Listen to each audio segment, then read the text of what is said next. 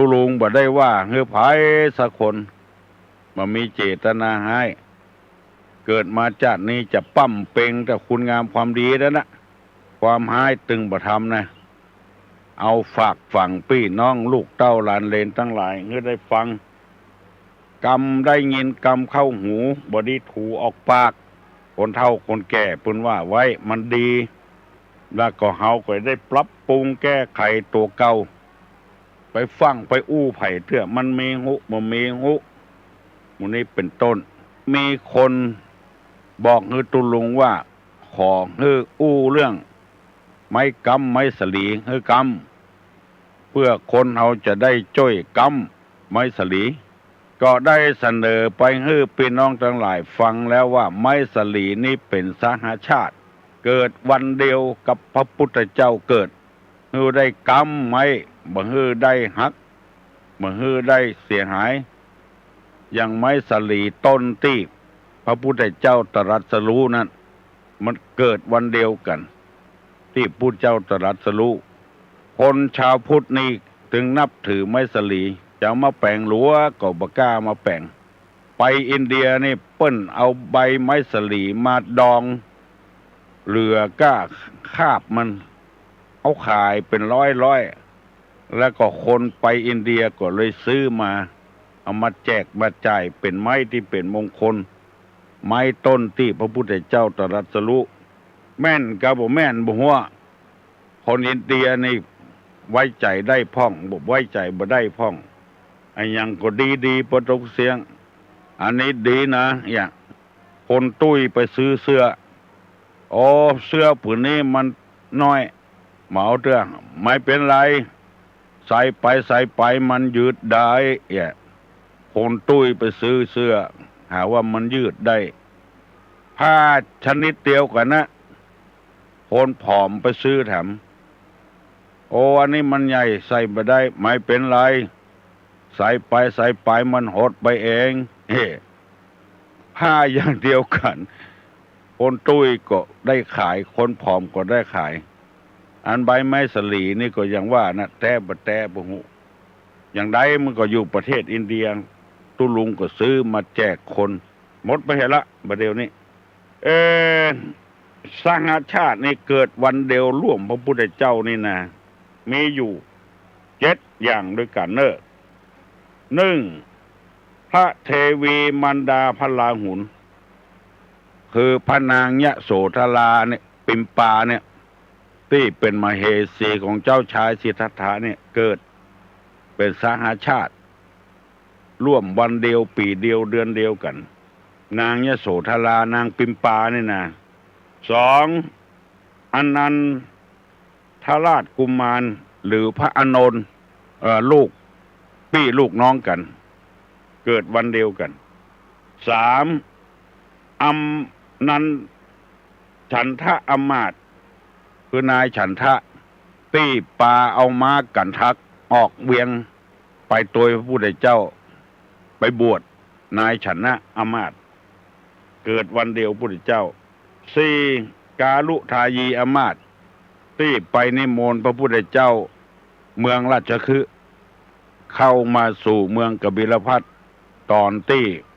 ฝนตกมีสีแดงตกลงมาพระพุทธเจ้าได้แสดงธรรมมหาจารย์เวสสันดรจาดกแก่ภิกษุทั้งหลาย5ม้ากันทกะม้าที่เจ้าชายสิทธัตถะขี่ไปหนีออกบวช6ต้นสลีมหาโพธิ์ที่ตรัสรู้7ขุมทรัพย์ทั้ง4ขุมแก้วขุมเงินขุมคำขุมเพชรเกิดใน4แจ่งเมืองอันเนี้ยเรียกว่าแก้ว7ประการหรือสหชาติเกิดร่วมกับพระพุทธเจ้าคนเฮาจึงกำไม้สลีกันขอให้เข้าใจตามนี้วันนี้จะบ่เป็นธรรมะธรรมโมอย่างก็แล้วก็มีแก้วแถมอย่างหนึ่งเปิ้นฮ้องว่านารีรัตน์คือแม่หญิงเหมือนแก้วแม่หญิงคนใดให้เป็นนารีรัตน์เป็นแม่หญิงที่ประเสริฐบางทีก็เป็นมาแต่กำเนิดบางทีก็แปลงเอาก็ได้ หนึ่งในยามกินอาหารและยามแต่งกายทำตัวดังมารดาเหมือนกับแม่เวลากินอาหารก้อยกินทำตัวเหมือนกับแม่พอว่าของกินที่อยู่ในโต๊ะหันอันใดที่มันลำน้อยบ่เอาไว้ในตักตัวเองคนเดียวตักให้คนอื่นพ่องเหมือนกับแม่เวลากินข้าวอันใดที่ลูกกินลำแม่จะแบ่งจะปันจะป้อนให้ลูกบ่เอาไว้ตักคนเดียวอันนี้บอกว่าปดใจบอกว่าไม่ยิงอะพอค่อยๆอันใดที่ตัวชอบเอามาใส่ตักเนี่ยคนเดียวหมดตู้ลงไปกินข้าวกับตู้เจ้าบางองค์มึงจึงเอาแต่เขาก็ใครอยากตึกอะมันยื้อบะเติงอยู่ในตักมันปุ้นจะใจก็เก่งใจมันเพราะว่าแม่ยิงที่เป็นแก้วนี่คือกินข้าวเหมือนกับแม่แต่งตัวเหมือนกับแม่เหมือนกับแม่คือบะแต่งชุดชาติลำไปอันนี้เป็นข้อหนึ่งในยามกินอาหารในยามแต่งกายทำตัวดังมารดาของแม่ยิงที่เป็นแก้วนั้นในสิ่งที่ควรปิดบังก็เหนียมอายดุจน้องสาวคือแม่ยิงที่ดีจะเหมือนแม่เหมือนน้องสาวอันใดที่ควรปิดบังบ่เปิดเผยอันเนี้ยแม่ยิงดีว่านอนสอนง่ายเหมือนกับน้องสาวแล้วก่อนที่เราไปหันบเดียวอันใดที่บอกปิดบังแบบบังไว้บอกว่าส่วนใดเว้าแหวง ป่วยเพสะดือบุญอันนี้ตอบได้ทันทีว่าเป็นแม่ยิงที่บดีแม่ยิงดีนี่เปิ้นมือหันถ้าไผ่เป็นอย่างอี้ก็แสดงว่าเป็นคนบดีละเปิดเผยบ่เหมือนน้องบ่เหมือนนุ่งบ่เหมือนน้องสาวมันเนียมมาอายอย่างสักอย่างแข้งก็ดีขาก็ดีเปิดเผยคือเปิ้นหันหมดเอาเข้าป่วยตัวร่อนจ้อนก็มีอันนี้บ่ใช่นางแก้วเป็นนางอย่างหมูนางพลาสติก ในสิ่งที่ควรปิดบังก็เหนียมอายดูดน้องสาวไม่ยิงดีต้องเป็นคนอย่างนี้เหมือนกับน้องสาวว่านอนสอนง่ายสามในยามมีงานมาถึงทำดุจจะลังช้างพันพังช้างพังจังแม่มีการมีงานอะไรอย่างมาถึงทำงานช่วยเหลือคนไปบ้านเปิ้นบ่อยู่บ่ได้ปั้นงัวเปิ้นควายให้ลูกเปิ้นเล่นล้างถ้วยช่วยเปิ้นทำงานช่วยเปิ้นเวลามีการมีงานบ่ใจว่าแต่งตัวเสียแล้วกินข้าวแล้วก็ลุกหนีฮะคนถ้าไปใครเป็นคนดีเป็นแม่ยิงแก้วนางแก้วในกฎช่วยงานเปิ้นก่อนจะมีงานไปช่วยเปิ้นแปลงหั่นแปลงนี่แล้วก็ศึกษาเล่าเรียนไปโดยแปลงสวยดอกเนี่ยบ่ใช่ว่าแปลงง่ายๆนะตู้ลุงเคยหันละเตื้อมานิมนต์กันอย่างกับแปลงสวยพวกบ่จ้างบ่งามบ่ดีสักอย่างแปลงควักเมี่ยงควักตองไงอย่างไปนั่งโดยเปิ้นแปลงขันใบสีอย่างเนี้ยไปช่วยเปิ้นอันเนี้ยเป็นแม่ยิงแก้วขอฝากไว้เนอะบอกว่าเฮือไผ่นะบ่ใจแต่งตัวเป็นคุณหญิงคุณนายเจ้าบ้านเดียวกันเนี้ยไปกินแล้วก็หนีละตอนเปิ้นเนี้ยเปิ้นพามทำนี่เปิ้นเนี้ยบ่ช่วยเปิ้นแม่ยิงที่ดีจะต้องเป็นคนอย่างอันเครื่องสืบชะตาราศีนะว่าบางคนนี่บ่ได้ไปเฮียนที่ไหนไปแปลงช่วยเปิ้นเมื่อเข้าเปิ้นมาหาลูกเครื่องสืบชะตานี่นะ บ่ใช่ถูกนั่นกำปั้น2 ปันนั่นสะตวงใส่ไอ้หยังพ่องเนี่ยเปิ้นพอเอามาเนี่ยคนเดียวได้มลุนตัดจ้ออย่างใดตัดตรงอย่างใดช่วยเต็มที่เหมือนกับจ้างพังเนี่ยจ้างพังนี่เป็นจ้างตัวแม่จ้างพลายนี่จ้างตัวปูจ้างปังจ้างปลายจ้างสะดอนี่จ้างแม่มีงานี่จ้างสะดอเป็นจ้างกระเทยเป็นป้อใจกับแต่งตัวเป็นแม่หญิง เป็นแม่ยิงก็ทำตัวเป็นพ่อใจอันนี้จ้างสะดออย่างเตียวสะดอเนี่ยแม่ยิงก็นุ่งได้พ่อใจก็นุ่งได้ห้องว่าเตียวสะดอมันมีสองหน้ากันโลก บ่มีพิษละบ่ถ้าปิ้นหน้าปิ้นหลังอะเอาตีนเข้าซุปเป็นกินกันละเตียวสะดอนี่เนี่ยการได้กูยังจ้อยเปิ้นแต่งเปิ้นเปิ้นดาอันนี้ฉบับลากหญ้านะปืนบ้านปืนเมืองเขานี่นะแป้งข้าวต้มขนมกันนะไปพ่อเปิ้นเอาหานตัวอย่างเปิ้นก็เอามาเนี่ยจ้อยแม่เนี่ยกินแป้งน้ำเมียงมีกาโกนข้าวนมแป้งข้าวแตนโกนข้าวนมตองตึงเนี่ยบ่เดียวมีไผละบ่ได้กินละแป้งข้าวนมจอกในกาต้มข้าวต้มในกาข้าวต้มมัดเนี่ยข้าวต้มหัวงอกเนี่ยพูดเปล่าๆก็ใส่หัวงอกบางคนต้มบ่สุกแล้วเพิ่นแป้งจู้มันก็ใส่อะลูกแป้งข้าวต้มน้อยเอาต้มด้วยกันหั่นถ้าอันข้าวต้มสุกถ้าบ่แป้งจู้ข้าวต้มตัวนี้มันบ่สุกอันนี้อู้หูฟังแบบหลักเนี่ยที่คนว่าฟังทุลงนี่มันฟังม่วนหูเข้าใจดีอย่างนี้เป็นต้นแม่ยิงดีนี่นึ่งยามกินอาหารแต่งกายเหมือนกับแม่ผัดไปคือคนนั้นผัดไปคือคนนี้ของดีๆลำๆบอกมาใส่ตักคนเดียวสองในสิ่งควรปิดบังก็เหมือนกับมีความละอายเหมือนกับน้องสาวเหมือนกับสาวบริสุทธิ์ผุดผ่องบ่เปิดเผยของลี้ของลับให้คนอื่นพอสามยามมีงานทำตัวเหมือนกับจ้างพังจ้างนี่มันอองไม้แห้งช่วยการช่วยงานเปิ้นแล้วข้อที่สี่ยามเกิดมีภัยก็เป็นดังคู่คิดได้มีเหตุมีการอย่างกับบ้านกับจองทุกข์ยากลำบากลำบนอย่างเป็นกู้คิดพิจารณาบ่อิจฉาตาร้อนบ่ใส่ร้ายป้ายสีกันเมื่อตกทุกข์ได้ยากเกิดมีภัยเป็นกู้คิดได้จะเนี่ยได้ช่วยเหลือกันบ่ซ้ำบ่เติมอันนี้คือเป็นปัจจัยก็ได้ไม่ยิงก็ได้เป็นแก้วนะนาลีรัตน์เนี่ยแก้วนาลีที่ประเสริฐแต่เมื่อมีภัยเป็นคู่คิดได้เป็นเพื่อนคู่คิดได้เป็นข้อที่สี่เนอะแล้วข้อที่ห้ายามรับนอนก็ทำตัวหน้ารื่นรมคือหมายความว่าเวลารับเวลานอนเนี่ย บ่ขนบ่กัดเขี้ยวบ่น้ำลายย้อย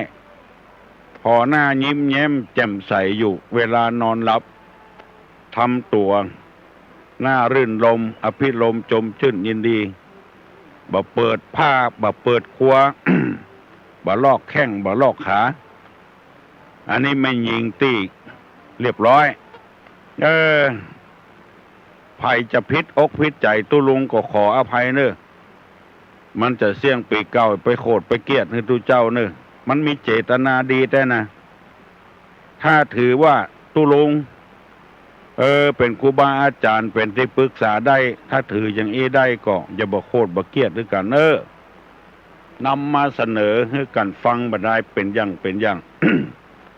สมกับที่ว่าตุลุงเวลาตุลุงอธิบายนะเข้าใจดีตุลุงก็นำมามันได้ใจนะเรื่องมันนะบอกว่าให้ไผห้าในเวลาหลับนอนทำตัวหน้ารื่นรมบ่น้ำลายย้อยบ่กัดเขี้ยวบ่ก้างบ่จวางบ่โขนไม่ยิงบางคนไม่ยิงที่จะโขนบ่โขนบางคนบ่เคยได้ยินซะเตื้อนอนตัวอีแม่เมื่อน้อยๆก็บ่ได้ยินโขนแล้วก็ใหญ่มาก็ปอดจายนี่เอาพ่องเตื้อไปหั่นไปนี่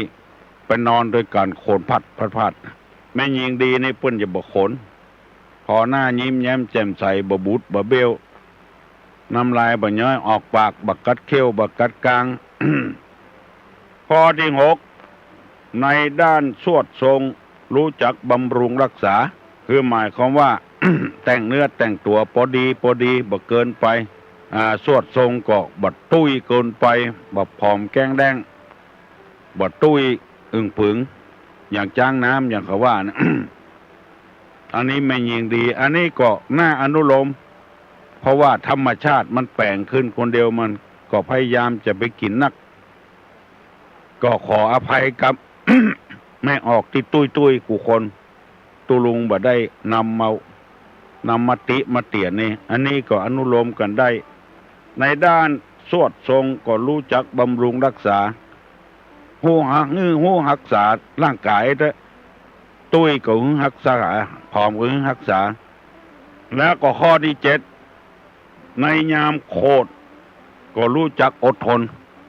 อันนี้เป็นข้อสุดท้ายเวลาโคตรนี่บัดแสดงออกมา ว่าเป็นคนโคตร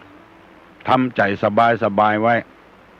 อันนี้ก็มีนักอยู่เนอะไม่ยิงนะเคยหันมาละพอโคตรมาหน้าแดงปะลึงแล้วสั่นยงคือพยายามอดทนเอาไว้จะได้เป็นนางแก้วกระเปิ้นเป็นนางแก้วกระเปิ้นอันเนี้ยที่ว่านางแก้จะเป็นแก้วอย่างเอี้ย7 ข้อกับกันถ้าใครจำได้ก็จำจดไว้เอาเหียเพื่อจะได้ปรับปรุงตัวเก่าเพื่อได้เป็นนางแก้วเพื่อนบอกว่าลักษณะนารีที่ประเสริฐจะต้องเป็นคนอย่างอี้เขาจะหันว่า เมียเจ้าเมียนายคุณหญิงคุณนายเนี่ยมีลักษณะดีเนี่ยเพื่อนเข้าโรงเรียนหรอโรงเรียนราชินีเนี่ยเปิ้นเอาไปเข้าโรงเรียนครูบาอาจารย์เปิ้นฝึกหัดดัดนิสัยคนกระด้างกระเดืองอู้บ่ม่วนเป็นคนอู้ม่วนจาหวาน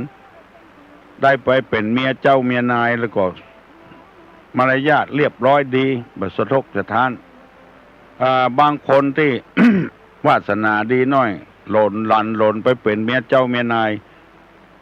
แล้วก็ลูกน้องของฝ่ายไผ่ก็จังประตกประเสี่ยงเพราะว่าบ่ได้เข้าศึกษาเล่าเรียนในโรงเรียนนาลีกาเนตรนาลีกาโรงเรียนราชินีกาในกรุงเทพเพิ่นมีการเฮียนกันมันเป็นความผิดพลาดของคนคนใหญ่ไปมุ่งหน้าเฮียนอย่างเดียวเพื่อจะประกอบอาชีพถ้ามีโรงเรียนฝึกหัดดัดนิสัยพวกจ่ายอย่าแต่งงานเอาไปเข้าโรงเรียนเอาไปอบรมอีกอยู่กับบ้านเป็นอย่างอันเนอะแม่ยิงจะได้แต่งงานก็เอาไปเข้าโรงเรียนฝึกหัดดัดนิสัยให้อยู่อย่างอันเนอะบัดเดี๋ยวนี้มันสวามเข้าหากัน ปะกันก็ฮักกันชอบกันก็เอากันละแล้วบ่ได้ศึกษาเล่าเรียนในวิชาเหล่านี้มันก็เลยเป็นเหตุให้แบบว่าคนธรรมดาละเป็นคนชั้นสูงก็ละกันได้แตกแยกกันได้มันบ่ฮือความสุขกับกันมันบ่เป็นแม่ยิงแก้วอย่างที่เขาว่ามานี่เพราะฉะนั้นตัวลุงนำมาเสนอนี่บ่ได้ว่าให้ไผสักคนขอเมตตาเด้อจะไปโคตรไปเกตให้ตัวลุงได้นำเอามาไว้เพื่อฟังเป็นอย่างเพราะว่าไปอ่านหนังสือไปดูหนังสือไปปะเข้าใส่ก็เลยเอามาเสนอให้พี่น้องทั้งหลายได้ฟังเพราะว่าของมันอยู่ในปั๊บอยู่ในหนังสือบ่ได้โค้นออกมาให้ฟังมันก็เสียเวลาเหมือนกับแร่กับไอ้อย่างอยู่ในดินน่ะเอาละไว้หั่นถมดินถมหญ้าถ้าเอามีความรู้อย่างที่เปิ้นแร่เงินแร่คำกาบ่อน้ำมันกาคนมีความรู้ขุดออกมากันเป็นน้ำมันก็ตามได้พลังไฟฟ้าอย่างต่างๆเป็นเล็กเป็นหลวงนี่ก็เอามาใจได้ถึงวันนี้ตัวลุงก็ไม่ใช่ว่าเป็นคนหูคนลวกเนี่ยนะคือหมายความว่าไปหันไปปะเขาใส่โอกาสดีแล้วเขาก็เอามาเสนอกันเนี่ยบ่ฮื้อบวชจำบ่ฮื้อน้ำคุณได้กล่าวกรรมมันบดีบ่งามฮื้อแก่กันก็ขออภัยฮื้อแก่กัน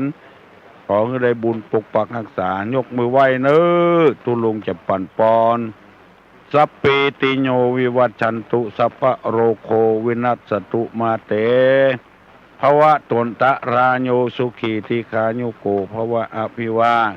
ธนะสีริจานิจังวุตาปจายโนจตารโลธรรมาวัฏันติอายุวันโนสุขังพลัง